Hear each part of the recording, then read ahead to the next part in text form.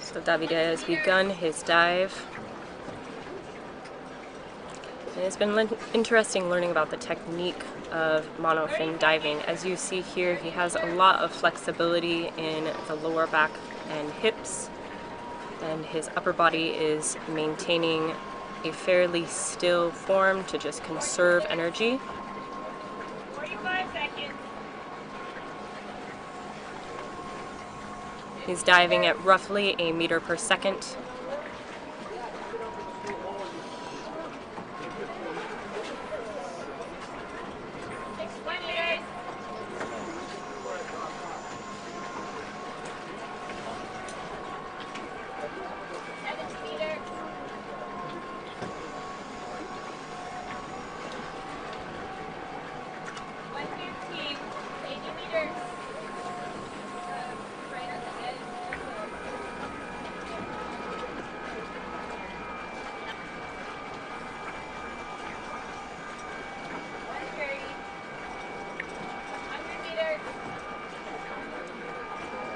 So for those beginner or intermediate freedivers, it's quite interesting to see that he is diving to 120 meters. He has hit the candy cane.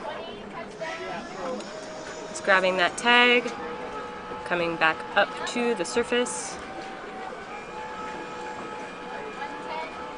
So for any of you beginner or intermediate freedivers, just a reminder, for every 10 meters or 33 feet, that is one additional atmosphere of pressure pushing down on the diver.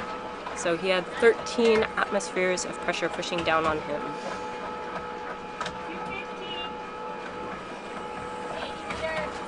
He is now at 80 meters and on his ascent.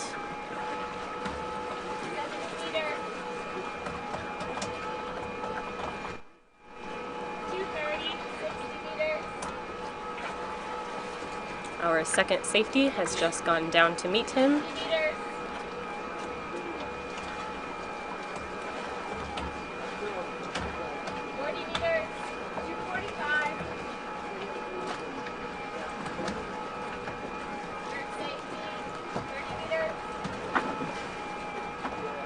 Our first safety is now in frame.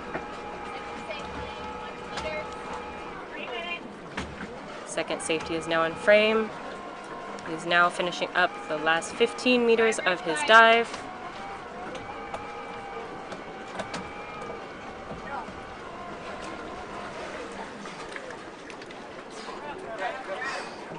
He's doing his recovery breaths, but he did not grab the line. The safeties are supporting him right now.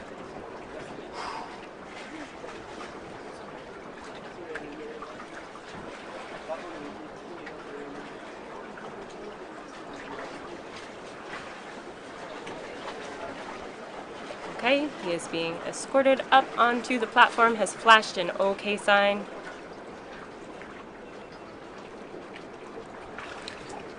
So as much weight are you wearing with the particular wetsuit you have?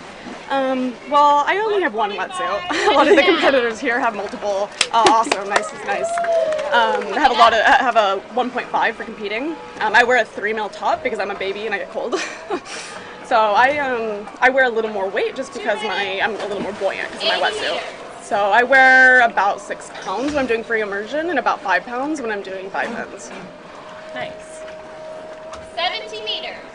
So Roberto did hit the candy cane and is on his way back up with a tag. Yeah, he's 60 meters. looking strong.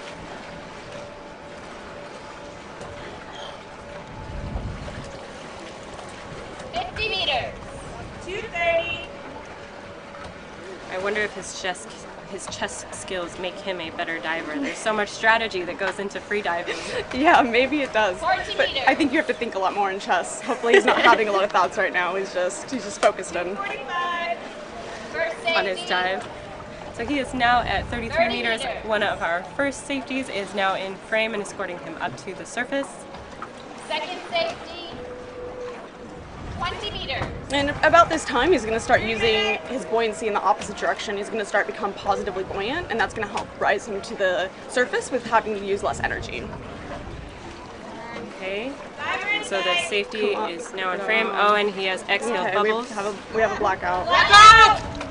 So our safeties are escorting him to the surface. Yeah, luckily we have a very strong safety team just in case of situations like this. So they are doing the rescue procedure blow, tap, talk, which is what you are trained in a freediving course. They are blowing across the face to stimulate the receptors in the face to make the person aware that they are in the air. They were tapping on the face, they were telling him to breathe, and now he is being escorted to the platform. You know, he is back with us. He's coming out of it, so he's... So once again, this does happen during these freediving competitions. It is more frequent than when you are going to be doing recreational freediving. Many people here are pushing extreme depths, doing personal bests, doing national and world records. And of all the places that things like this could happen, we have a very well-trained safety team here. We always have 3 safeties in the water and 4 more on the platform. We have a medical team as well with 2 respiratory therapists, nurses, and paramedics. All of our medical team are well trained to take care of any diving related issues autonomously, so the divers feel very safe when they are able to. I want to work on relaxation, so to bring my hand up to my mouth, for me, it's just, I lose my relaxation. 60 meters. Yeah. And so it's just a different strategy that freedivers use. Yeah. Especially when you're getting down to those depths. Every little bubble of air is probably quite precious to make sure that you can get more depth while you're equalizing your ears, your mask, and your sinuses. And he has been struggling with some EQ since he got here, so he may actually be holding his nose so he can frenzel if need be, because he typically is a hands-free equalizer. But he's probably holding his nose just in case he needs to do an extra equalization with the frenzel. So we have a touchdown. Amazing. Coming up. He's hit the candy cane, grabbed a tag, and is on his way up. 145. 80 meters. Yeah, it's one thing that was interesting to note when I was getting into my intermediate freediving course. I was learning to pinch my nose to equalize my equalize my ears and sinuses, but I would pinch it all the way down. And there was one time where I noticed that my mask was getting tight to Oh yeah, my that mask face. will get real tight on your face if you're not equalizing it. Yeah, so for those out there, if you notice your mask is getting tight on your face, it's probably because you haven't equalized your mask. So just unpinch your finger a tiny bit and let air from your lungs get into your mask.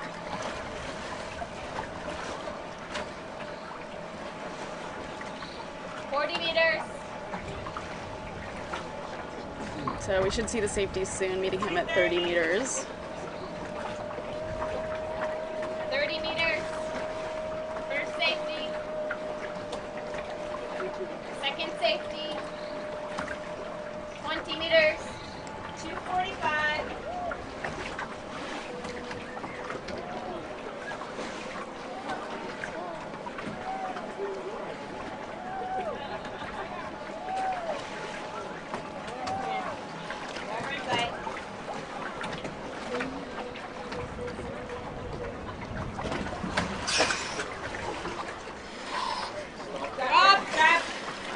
And we do have, An LMC, or a loss of motor control. yeah, and his airways dipped into the water, which tells the safeties they must immediately grab him.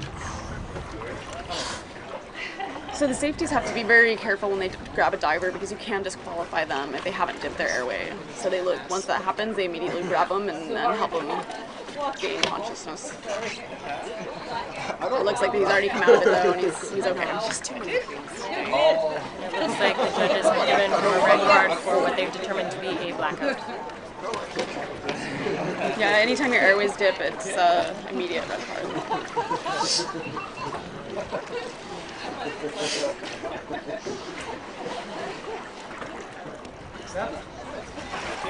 So once again, this is a refresher for those who are beginner freedivers about partial pressures. The extreme pressure changes within the last 10 meters and even a little bit more.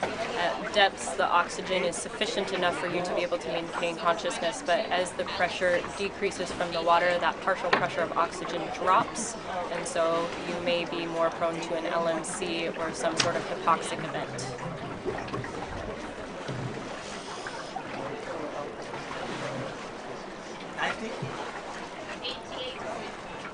And it looks like he's on the platform laughing with the medics now, so he's going to be okay.